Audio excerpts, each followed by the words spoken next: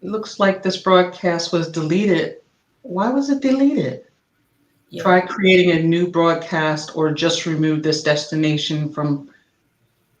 For some reason, we are not showing on Facebook again, and I don't know why, but it was set up and I was told it was completed. But what I'll have to do is just uh, I'll have to make sure that I put the link on Facebook again. But nonetheless, we are live everywhere else. So, welcome everyone to another Facebook Live with Dr. Nelva Bryant. We have a very exciting show for you today where we will be talking all service dogs. But first, let me introduce you to Dr. Nelva Bryant, who is the pet travel expert, and she owns her own company, When Pets Fly, as well as being the only veterinarian in the airline industry, as she is an employee for Delta Airlines. So please help me welcome Dr. Nelva Bryant. Now, Yay! hey there, everyone. I'm glad to be back again for another Facebook Live with everyone.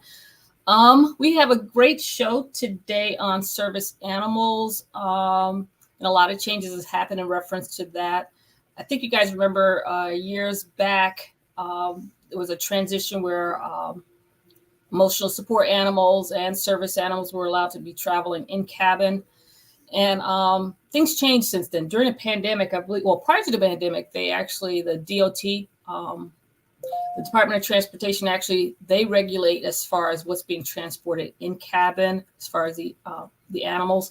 And within their regulations, it wasn't clear on the differentiation between service animals and emotional support animals. So basically, they made these changes, and I believe it was as of January of 2021, it's been deemed that emotional support animals are not allowed in cabin. They are considered pets and have to be transported as that. They can be transported if you want your emotional support animal, it has to fit in the cabin in a carrier. And they've deemed service animals as only being service dogs, and there's specific documentation that has to be added in reference to proving that that animal is a service dog and everything. But yeah, today should be a great day so that we can start discussing that with someone that I've met a couple of years ago, Sheila Goffe. She'll be here to discuss things further with us. So let's see, we had a really great conversation in prepping for today, myself and Sheila. Let's see, do you as a person who's in the airlines, do you still see people questioning or reaching out to you in regards to emotional support animals? There's still individuals that are not aware of that change that's happened. And again, it did happen, you could say, during the pandemic where the change was made. A lot of airlines are probably still getting, I know as far as the position that I have, I do get questions behind emotional support dogs and transporting them. And I'm sure other airlines get the question too. Not all airlines, it all depends on the airline. Some airlines will allow it, but there's others that have decided that they are just going to allow service dogs to be transported with specific documentation proving that they're in that level. You know, I'm telling you, a couple of years back, there were a lot of dogs in the airport. A lot of negative things were happening. You would hear always on the news with the emotional support animals. You'd hear stories of either, I could just remember traveling down through concourses to your flight, getting to your gate, and you have to watch where you're walking because you might step in some urine or a poop on your way down there. That's how it was. Just pets were everywhere. And the sad thing about it is the pet owners weren't really taking care of doing the right thing as being responsible pet owners in reference to that. So I've seen, and also during that time, I would always see, and actually what I would do is I would take pictures of different dogs in the airport. I just thought it was fascinating to see them there. But lately, I haven't seen as much. I don't know about others, but I haven't seen as many being transported by air I did, when I went to Mexico fairly recently, I did see a gentleman traveling with his service dog, and actually he was on our flight too. What are some of the emotional support animals that you have seen come through the airport? I've seen primarily their dogs is what I've seen. But again, remember years ago, folks, again, mixing up emotional support with service animals. The old story of the peacock being transported as an emotional support animal. Or sometimes some folks will say, hey, my cat is a service animal or emotional support animal. But again, as the regulation is deemed as dogs. So lately, that's all I've really actually seen inside the airport is dogs.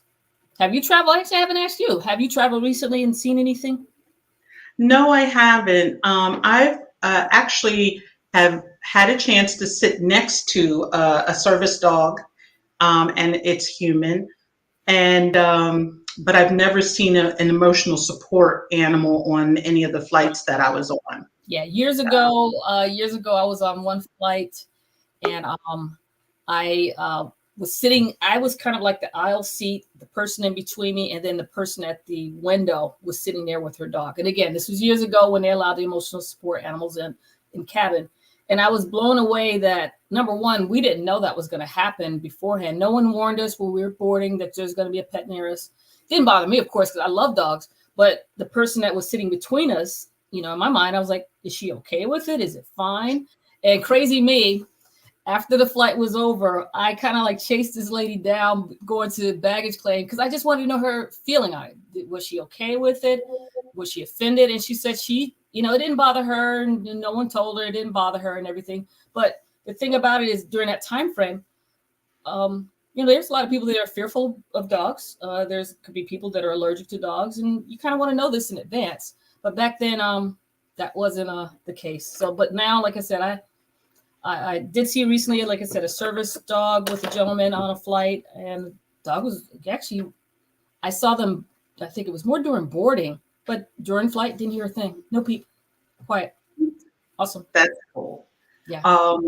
Well, we had a very exciting show last week with, let's see, Rochelle Watkins Rogers, as she is the retired professional on zoo transportation, transporting zoo animals. Yes. And I tell you, there was so many people interested in that episode that we had. It was our most popular one, but she had so many great things, and it was fascinating to hear how there was really a lot of correlation. And I guess if there wouldn't be a difference, an animal and transport is the same thing. What it boils down to, it's the same thing. If you're traveling with your personal pet, or even a service animal, all these things, you have to get them, like I said, or with Rochelle saying the zoo animals, you have to get them prepared. You have to get them acclimated. Man, I bet you if going over is just transition to service animals, imagine the amount of training and effort that goes in to get them prepared for everything they potentially could encounter. What I would what I would love to do? I would love to see if we can link an airline with service animal training locally or something like that, where they can potentially come in and experience being in a cabin. You don't necessarily have to go on a flight. And FYI, most airlines, I know Delta definitely does. They have the flight attendants training, and they have a facility, and they have actually, you'd be amazed to see, they have portions of aircrafts inside the building. So I believe it would be amazing to connect with a service group for training and potentially bring them inside so they can kind of get the dogs acclimated, the service animals are acclimated to that environment. That is something I really want to work on doing. And I'm going to try my best to use my connections within Delta and others and see if I can have that happen. But get them trained. They probably, it would take more for them to get prepared and acclimated to this environment, even though they're not confined in a crate. But there's a lot more training involved with them. But again, with across the board, your personal pet, zoo animals, your service dog, everybody has to be prepared for that transport. Absolutely. Well, it's time for us to bring our special guests on. So let me go and get Sheila Goffe. So hold on one second. And Hey. We're here. hi, Hello. Sheila. How Hi. are you? How are you? Everyone, please help me welcome Sheila Goffe. She is, I'm getting her banner up now. Sheila is the Vice President of Government Relations for the American Kennel Club and Chairman of the American Service Dog Access Coalition. I have her bio here, so I'm going to read that to everyone so we can all get to know Sheila. Sheila and the American Kennel Club are founding partners of an exciting initiative that is working to address public access issues experienced by individuals who use service dogs to mitigate a disability. While at the, I'm sorry, while at the while addressing an epidemic of fraudulent or poorly trained service dogs, particularly in airlines.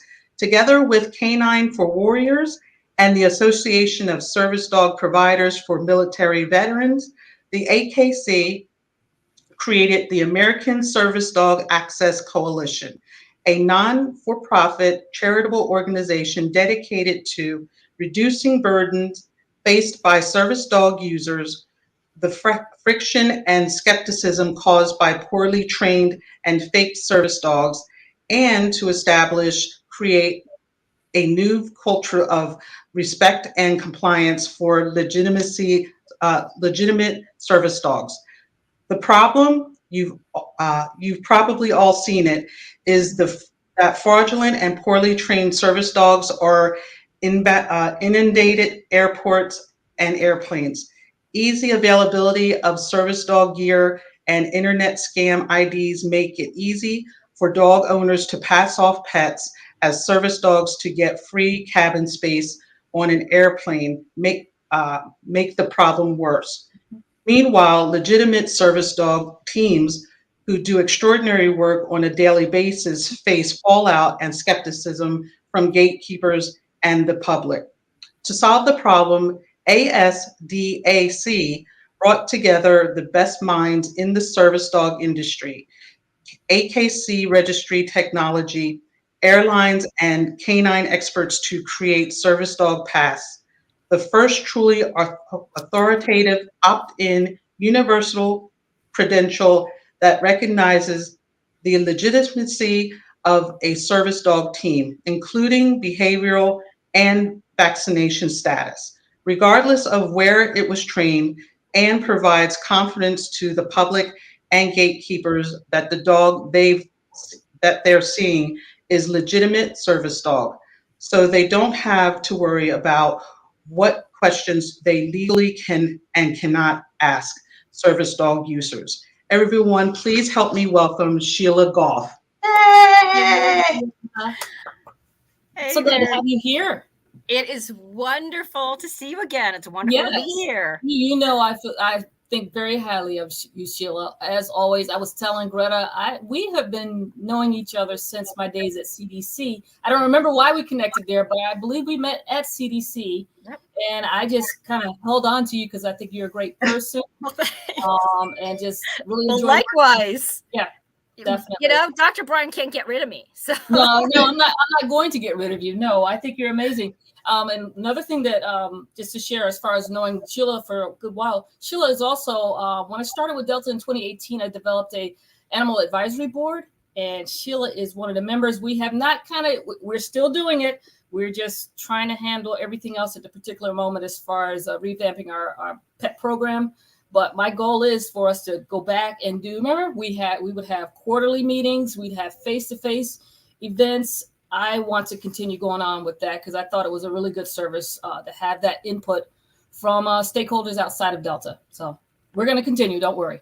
Excellent. No, that's great. You know, because we've talked a lot about this before. It's not only the above the wing issues, as we call it, it's the below the wing issues. You know, whenever you bring a dog on a plane, as you said earlier, there's just so much to think about. And, you know, the area, the space that, you know, I know we really want to talk about today is service dogs, but I cannot sort of echo and amplify enough what you said about the value of getting any dog that you're bringing on a plane, whether it's a service dog, it's in cargo, it's below the wing, however it's traveling. Planes can be scary for people the first time. They can be scary for animals too, and it's valuable to get them prepared. We certainly at the American Kennel Club are fans of crate training. Gives every dog its own little den if at home. Same thing is true if you're flying. If that dog has a crate that it's comfortable with, that's going to help make that process so much better. Definitely. Yeah, no, well, I'm glad you're here because, again, we get to speak on the other thing. And you and I have discussed it before as far as the service animal day pass and what it offered. I thought very highly of it. And trust me, I am working towards Delta getting involved with it, but just be aware I think you remember also internally within Delta, there's above wing and below wing and how things are handled. I'm sitting in cargo at the present moment, but I'm trying to see if I can get my influence going above wing regarding what you're doing here. That is my hope and goal with it. And I think education really is going to be the main key. We need to just keep talking about it and the benefits of it, of what you're doing and everything. So, but please share us more. Tell us about it. Main thing is, well, tell us about it. Tell me. I will. That intro covered a lot of it, but I'll start with a story on a personal level. Okay. I work for the American Kennel Club. I'm Vice President of Government Affairs, which means we do a lot on a daily basis, federal, local, and state legislation, really anything that touches dogs, anything that impacts dogs. We really want to be the responsible dog owner's advocate. And that includes whether you own one dog, whether you own multiple dogs, whether you're a responsible breeder, a responsible rescuer, whatever your role with dogs may be. So AKC does that. And as part of my job, and I will say that I love our pure breeds and I love our dog shows. I participate in them myself. Really, they're fun events, and it's always fun to watch them on TV. You remember I told you I always desired to go to a dog show. I love dog breeds. That's one of my favorite things. Most people get you there. Look at vehicles and say that's a such and such. I look at a dog and say, yeah, that's a Shiba Inu. That's a Vizsla. I mean, so I love dog breeds. I've never known anybody who wasn't directly associated with, the sport of dogs who knew the breeds the way you do, by the way. Yeah, I love it. It amazes me. It's the geeky kid in me. I told you I would go to bed with the encyclopedia letter D and dogs, and I would just memorize all the dog breeds. Favorite. So cool. Yeah. I'm sorry to cut you off. Go ahead, lady. Oh no. So I fly around a lot, quite a bit, and I've always was worried that with so many credentials available, then there's this tremendous temptation.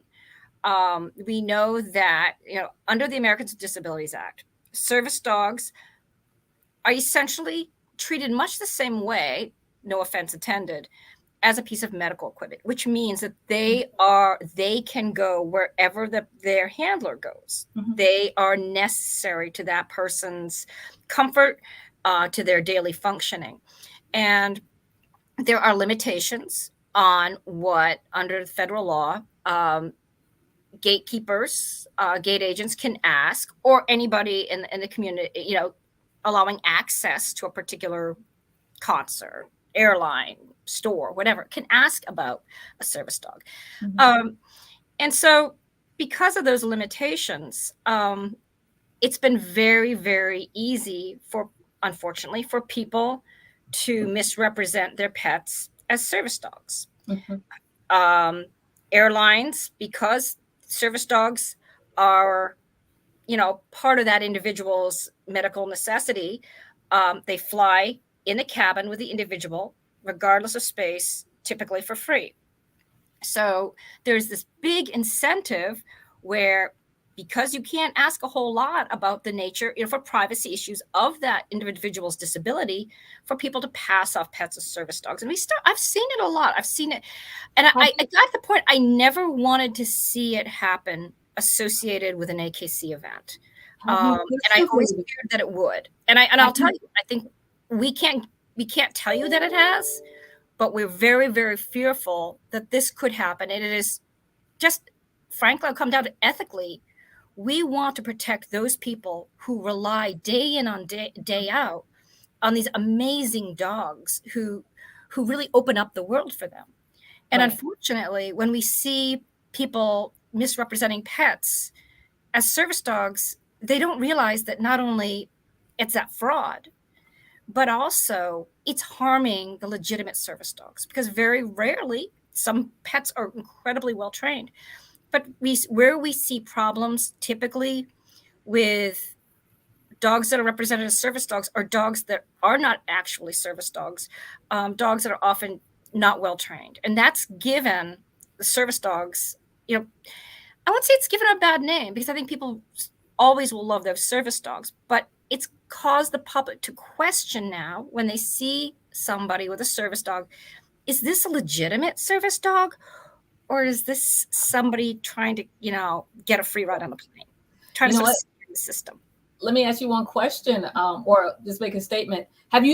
Questions. Since the DOT has deemed now the difference between service animals and emotional support animals and put those regulations in place, have you still seen the fraudulent cases going through? We are seeing it.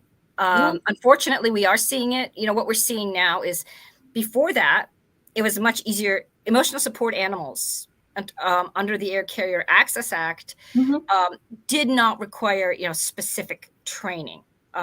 Service dogs require a specific task-related training to mitigate an individual's disability. So it was much easier to just, I hate to say it, what we saw was people throwing a vest on their dog, calling it a service dog, saying, "There's my service dog vest," and off we go. And it was created a lot of friction. It's a very tense situation for passengers, for airlines, and certainly for others, for service dogs for other service dog users. Yeah, I'm with you. Now it's harder. So now emotional support animals, that they are now clearly not considered service animals under the ADA. But the problem still exists, because it's a little more difficult, but you can still just say, well, this is a service dog, whether or not it is. And that's how we got to trying to create a truly authoritative, voluntary opt-in credential for service dog users who could say, there is a place we can go that has a lot of credibility, that we can demonstrate that this dog does meet the basic standard criteria for service dogs. We don't have to do it, but we want to demonstrate it, because we want to demonstrate that these dogs are really well trained and they deserve a place here. And we don't want, people to question them. And I will say too, don't want to go on and on, and I can do that, is one of the things that's been, well, I'll leave it at that. Actually, I was gonna say one of the things that's been really interesting with this is just to see how it's transitioned in the last couple of years. Yeah. No, you know what? I don't know if I shared with you a little side note. I'll never get over. And this was a couple of years back. My son and I were gonna go on a cruise. Got to be at the airport. Good 5, 6 in the morning. We're going to our gate, and then coming the opposite way down the concourse, there was a woman with her service dog, and she was pulling it. The dog didn't want to go, and in my mind, I'm like chuckling to myself. I'm saying, this dog is not going. And of course, it made me question: is that a true service dog? Because she's pulling it. Isn't his job to lead the way or whatever? But this dog said he was not going. He was tired. He was not going any further with her, which was crazy to see. But again, it questions the legitimacy of that situation. Was that a true service dog? I kind of, as far as what they do and what they're supposed to do and what they're trained to do, that couldn't have been a service dog, Now, they are supposed to be trained to be extremely well behaved in public. Typically, traditionally what we said was passive, meaning that, another dog could come up to them even aggressively, and they will not respond. They are a working dog. They have a job to do. They're there with their person, and they're doing that job. And that really created problems for some of our folks who were using service dogs, because they have these well-trained dogs, very passive, particularly with a person who has, say, a vision impairment. That person may not see the dog coming. Right. The dog does not react. And if there's an attack, and we've seen this happen, unfortunately, there'll be an attack on a legitimate service dog. This dog is doing its job. Poorly behaved animal instead of coming out of the blue and attacking it. It's an absolutely terrible situation, not only for the attack itself, but the collateral damage on that service dog. If they'll ever, if you can ever kind of get them back to where they were after an attack out of the blue. So we've seen a lot of incidences like that. Not only just, I said, emotional support animals, but also, service dogs. And so service dog pass really does three things. It pretty much, we'll say it provides, I won't say proof, because we actually don't provide a specific lot of details about the individual carrying that dog, with that dog, because obviously there's privacy concerns. But what we can do is essentially warranty that this dog is well behaved, is in fact a legitimate service dog, mitigating a specific disability, performing a specific task, and then thirdly, that it's up to date on its rabies vaccine. And that's really important too. If there is an incident, you want to make sure that the dog is fully up to date on its vaccinations. Right. No, that's good. Well, we have a question that that is on the screen. How do you get a service dog pass?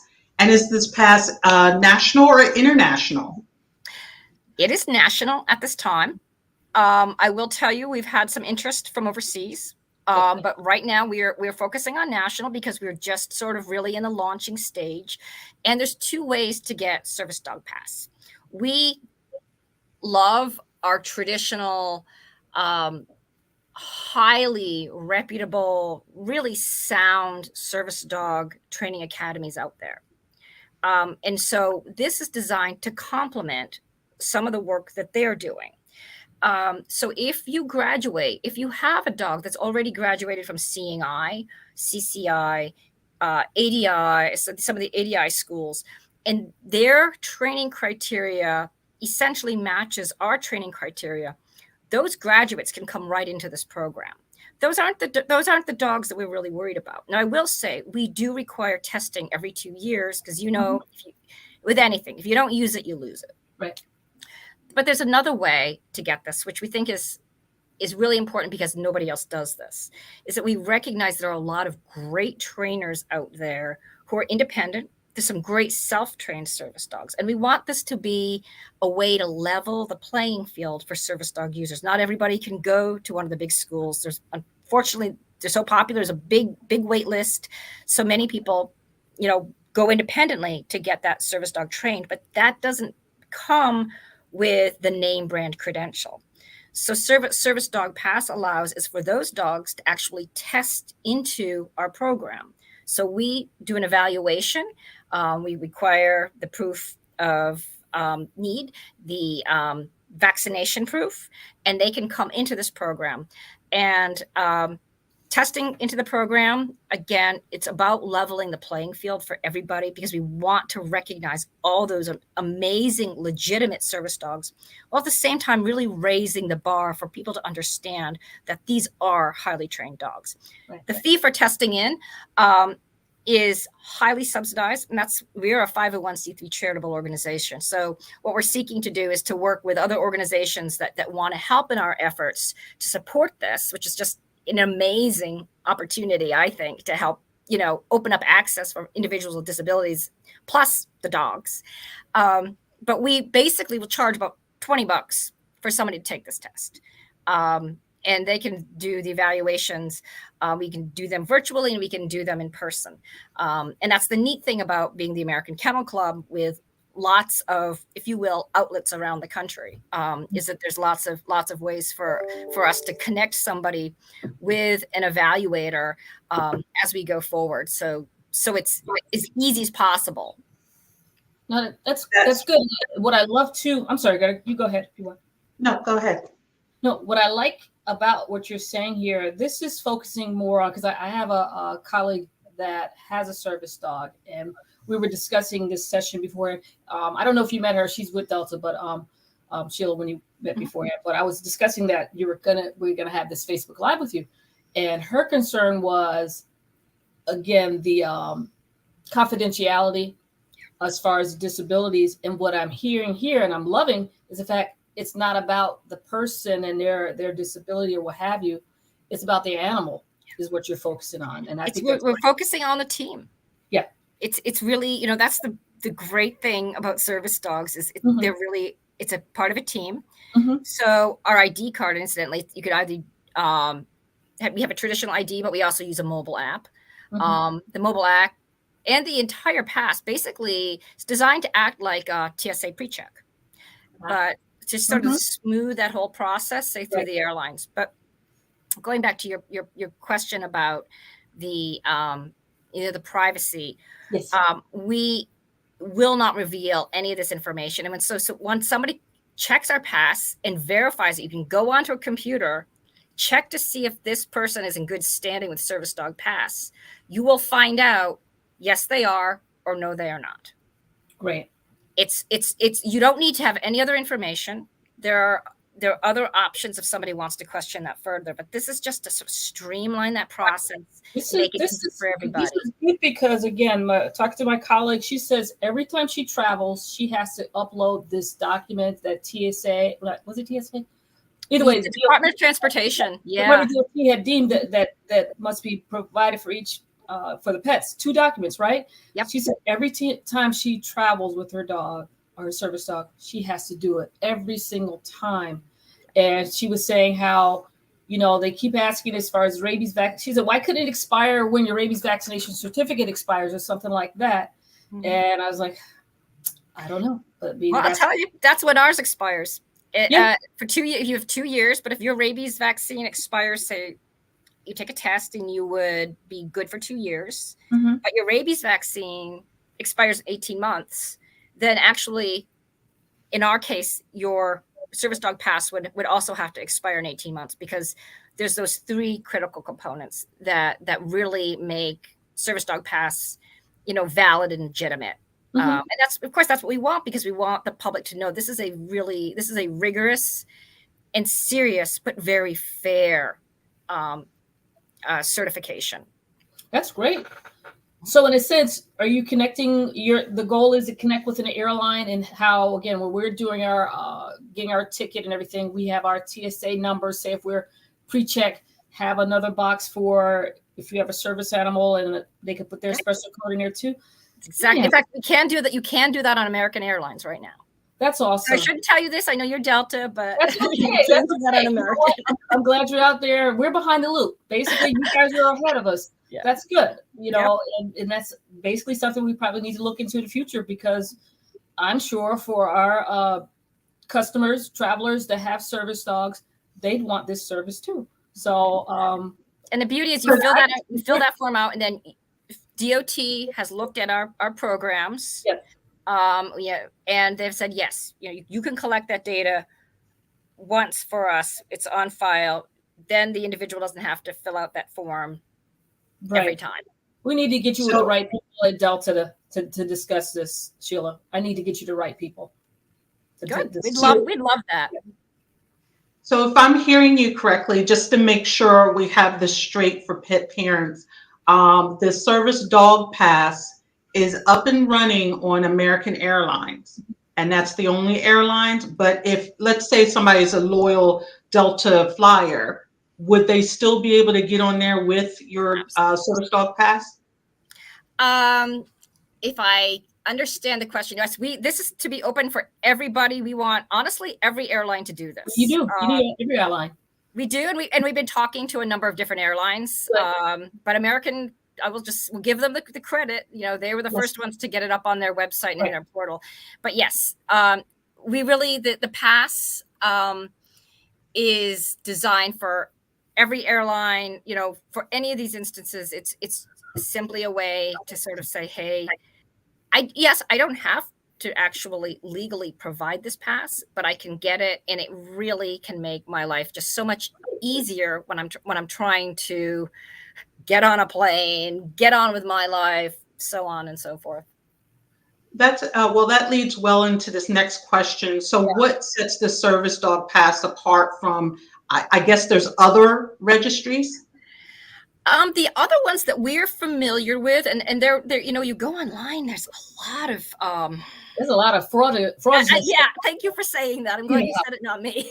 You know, there's a lot of businesses that are offering an ID saying you need this pass to get on with your service dog, or this is your official emotional support animal ID card.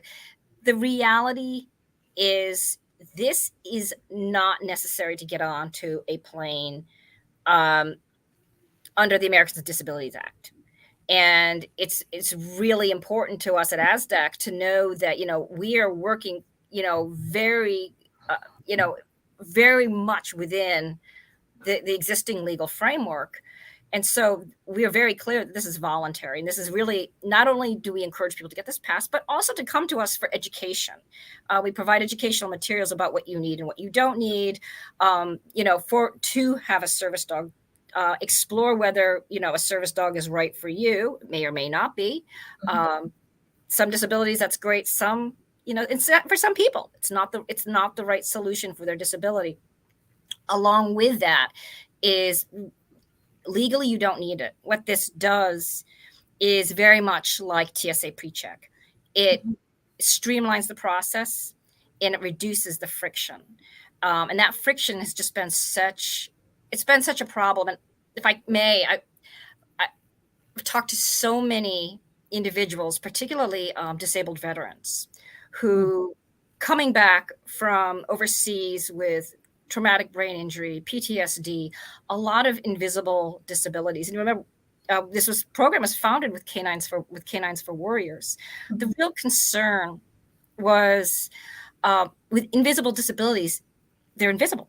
You don't see them. 20 years ago, most service dogs were vision impairments, hearing impairments. Right. It was pretty obvious. Now it's not. And we found that these dogs are doing incredible work.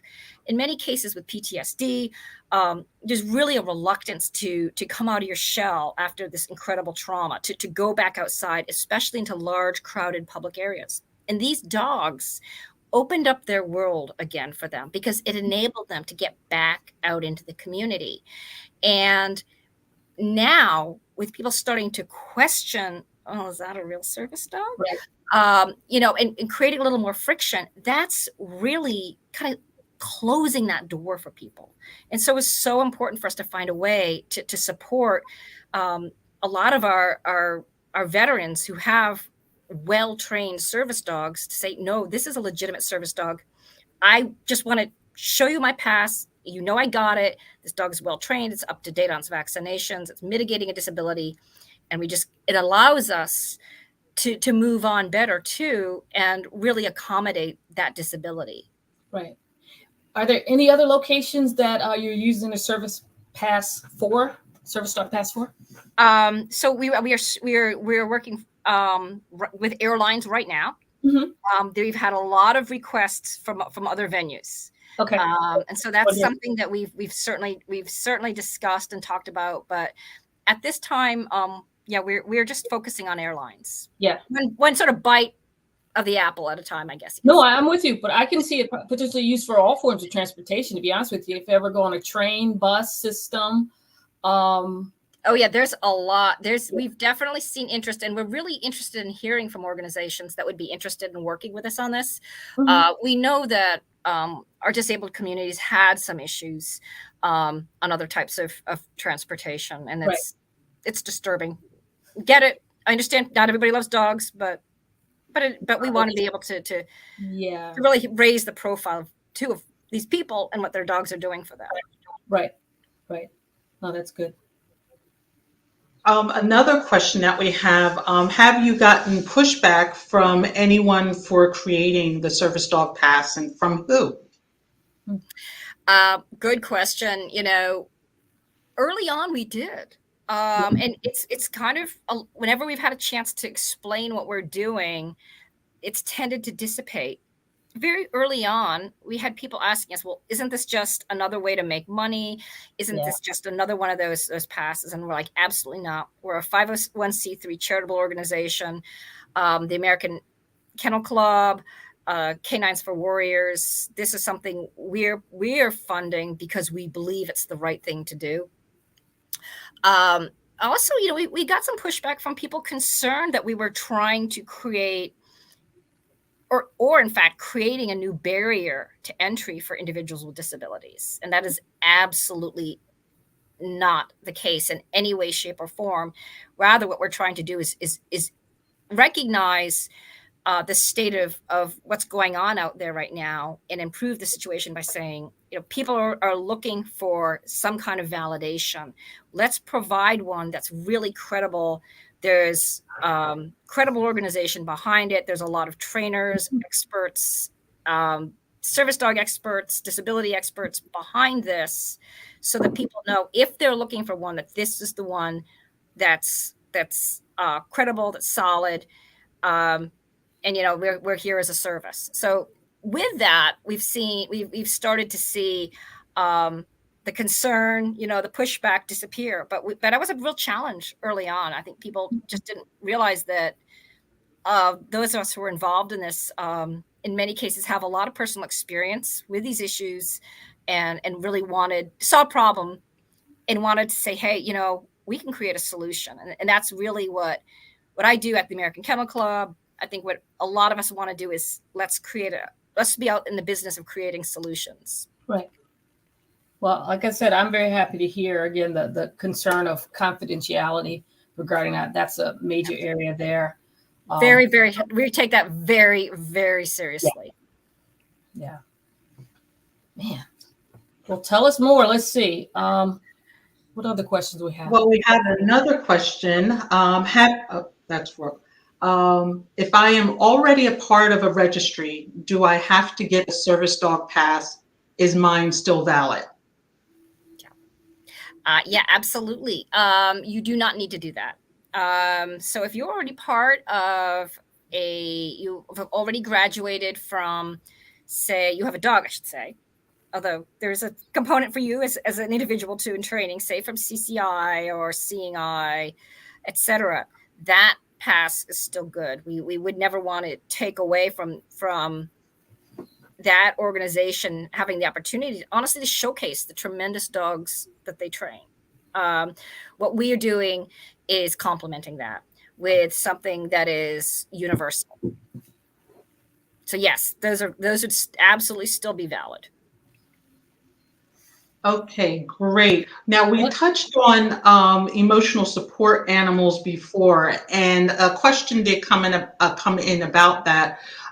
So can emotional support animals use your card as well? No, actually, I'm afraid they can't. And it kind of gets back to that conversation about emotional support animals that we had earlier. You know, I have to say that I think my own pets are incredible emotional support animals. Yeah.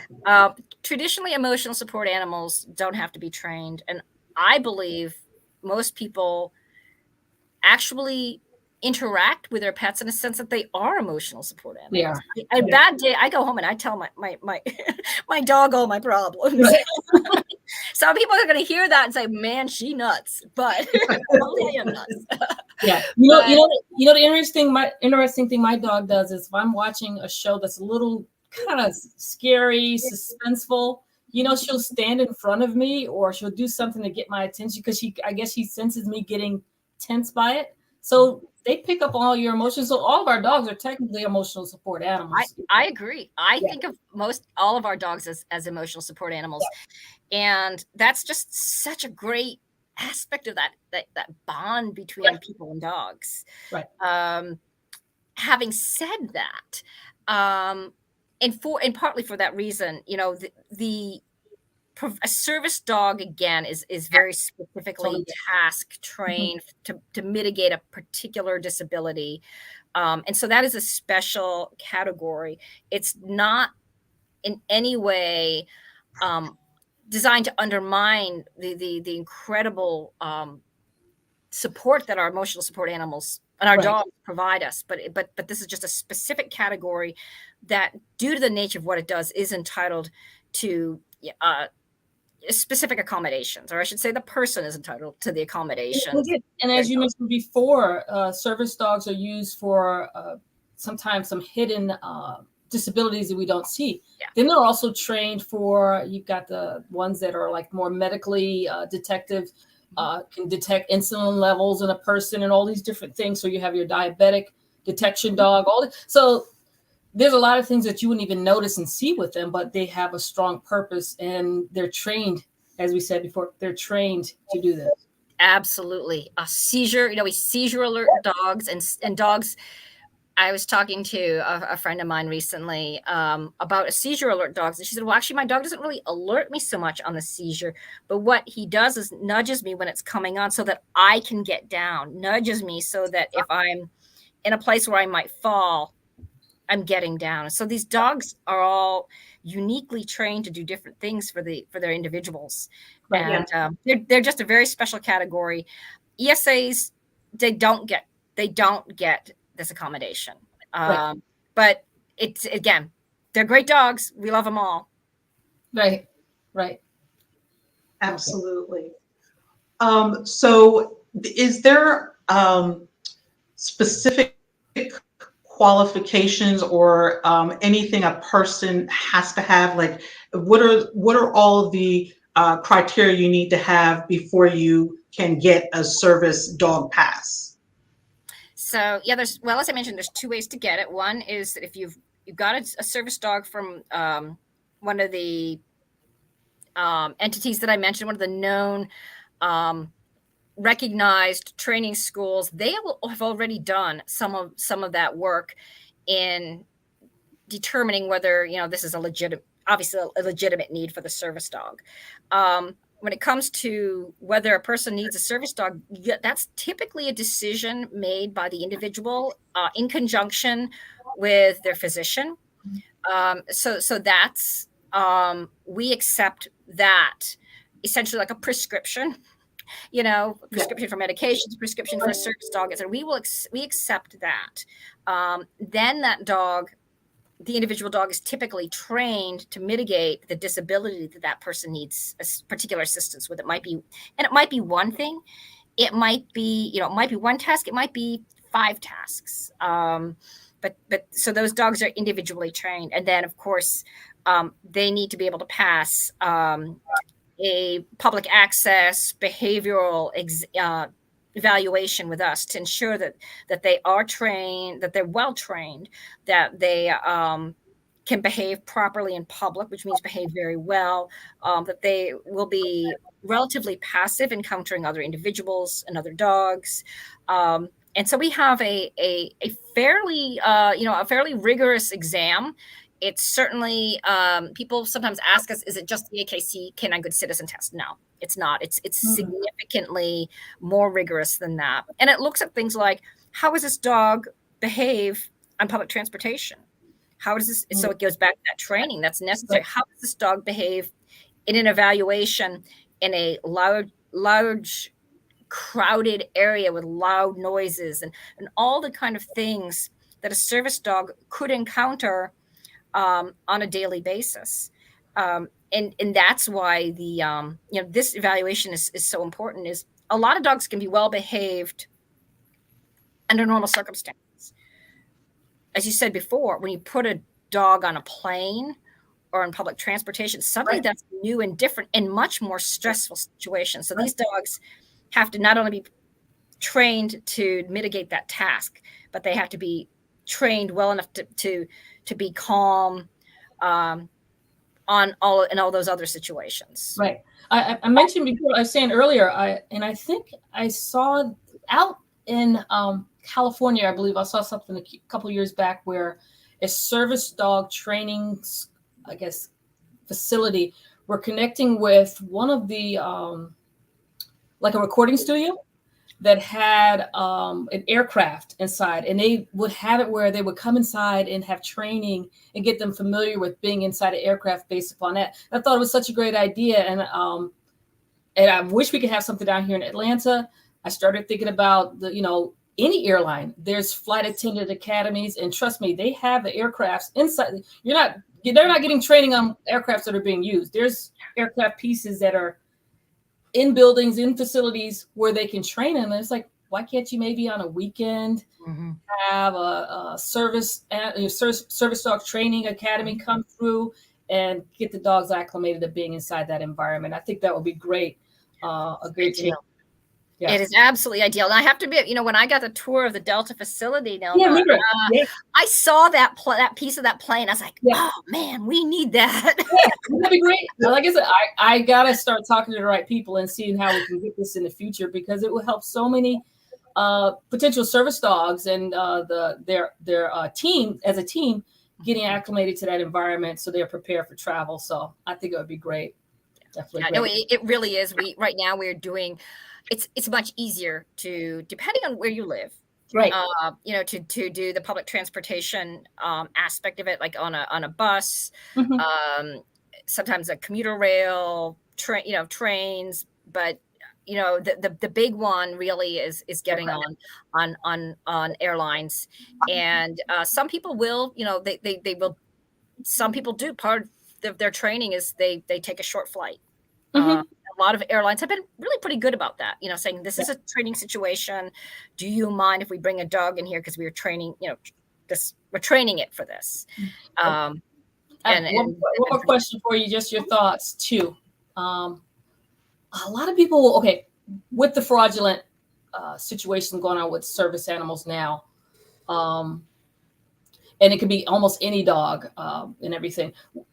I remember speaking to the gentleman that trained service animals for veterans, and he was saying that there's only certain breeds that are actually should be considered as service animals, or that are amendable or trainable to be service animals. What do you think about that?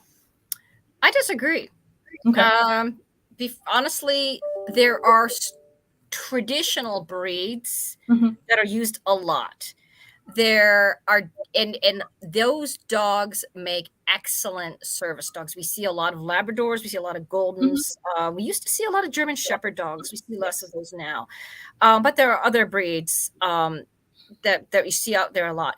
Those breeds, particularly like Labradors and Goldens, extremely trainable. They tend to be more passive. It's easier to train them for that. So when you use one of those breeds, the beauty of that is you're starting off on a really solid foundation, particularly if you know how that dog's been raised, what its genetics are, et cetera. It's the beauty at American Kennel Club. This is one of the reasons we love those purebred dogs, is because there's so many great characteristics that we can predict. Having said that, any breed can potentially be a service dog. There are many different types of tasks, for these dogs. And in many cases, the Labrador isn't available, but somebody has a great mix that could very effectively be trained. The other thing to consider too is some dogs, based on their task, may need to be very small. Others may need to be big. So if you have somebody, a service dog that's helping with, say, mobility, that dog may need to be a much larger dog to just help support somebody. If somebody's frail and needs a small dog that is potentially even sitting in their lap because they may have seizures or other type of alert is needed, a small dog maybe a better choice there. So what we really try to do is get it away from breed specific, but towards what are the individual needs of those dogs. Got it. Of those individuals who need the dogs. No, that makes sense. That definitely makes sense. Any more questions that are coming through? No, that's it for the questions, but I'm going to throw back up again ways that people, pet parents, as well as anybody needing a service dog can reach out to someone, I think it's Mickey Larkin, who's the program manager for the Service Dog Pass. We have her phone number as well as email up there. This is a great program for people with service dogs. And, the greatest thing about it is it's backed by a credible source, the AKC.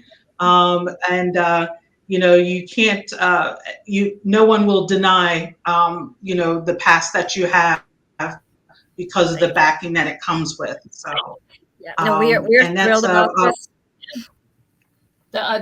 Sheila, do you have any last words? I just say check us out on our website. You've got it up there. It's servicedogpass.org. We are launching. We're getting ready to do our full launch. We've been doing a soft launch, as I mentioned, with one particular airline, but we are getting ready to really ramp up our activities, and we welcome lots of questions and emails. We want to be as fully transparent as possible if anyone has questions or concerns, because this is an area that's challenging when you're dealing with the emotions of animals, individuals with disability, privacy concerns.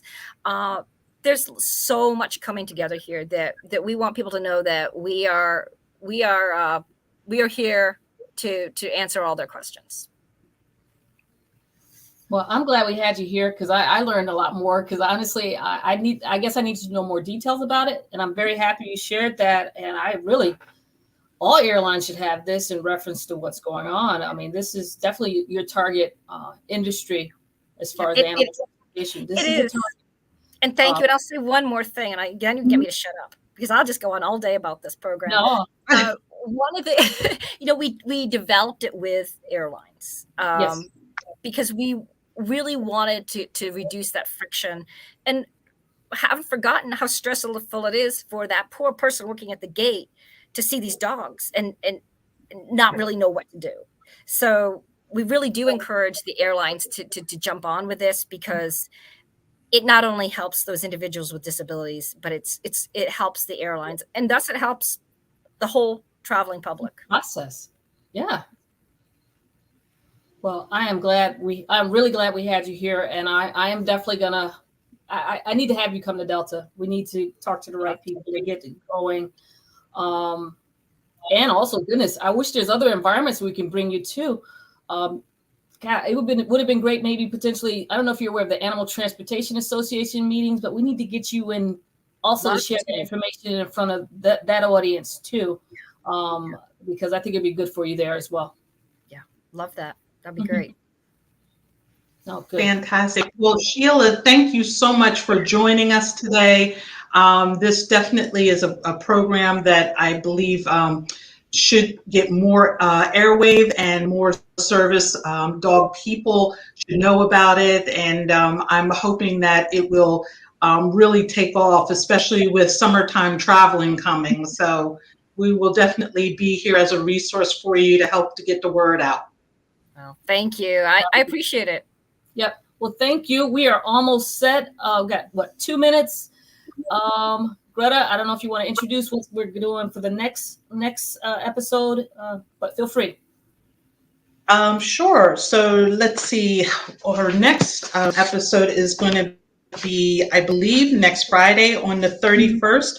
We'll be speaking with Ed Walder Jr., who is the owner of Fido Fitness and Play, and that's in the DC area. And they are a company that provides dog transportation on the ground. So it'll be a different aspect for us, but I'm looking forward to the conversation.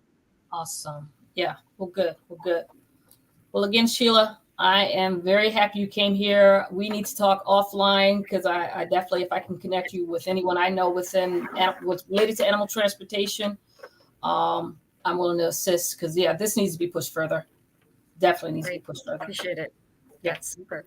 Thank you so much. Yeah, you're welcome. Look, again, we've known each other for years. You're not going to get rid of me. Good. Yeah, we need to get together soon. That's for sure. And I need to go to a dog show. They have one down here, so I can finally experience a true dog show would be great. We would love to have you there. In fact, Yeah. I've got a couple in mind. So Okay, good. offline, I'll come back to you. Okay, good. All right. Well, everyone, you have a great afternoon, and we look forward to seeing you all next week. Yep. Bye-bye, everyone. Bye-bye.